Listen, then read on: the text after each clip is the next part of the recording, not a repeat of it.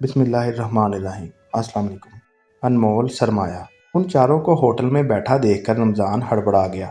وہ تقریباً 20 سال بعد دوبارہ اس کے سامنے تھے۔ شاید اب وہ بہت بڑے اور کامیاب آدمی بن چکے تھے۔ رمضان اپنے اسکول کے دوستوں کا آرڈر لیتے ہوئے اور ان کو کھانا پروستے ہوئے بہت عجیب محسوس کر رہا تھا۔ ان میں سے 2 موبائل فون اور 2 لیپ ٹاپ پر مصروف تھے۔ رمضان اپنی پڑھائی مکمل نہیں کر سکا تھا اور دوسرے شہر میں کام کرنے چلا آیا تھا۔ انہوں نے اسے پہچاننے کی کوشش بھی نہیں کی۔ کھانا کھانے کے بعد انہوں نے بل ادا کیا اور چلے گئے۔ انہوں نے رمضان کی طرف دھیان تک نہیں دیا۔ رمضان کو لگا کہ شاید ان چاروں نے اسے پہچانا نہیں یا اس کی غربت کو دیکھ کر جان بوجھ کر اسے نظر انداز کر دیا۔ اس نے ایک گہری سانس لی اور میز صاف کرنے لگا۔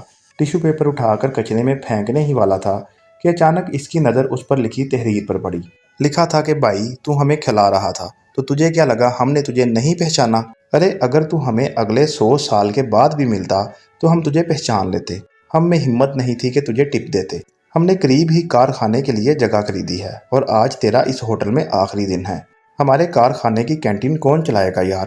تو چلائے گا نا؟ تجھ سے بہتر پارٹنر ہمیں کہاں ملے گا؟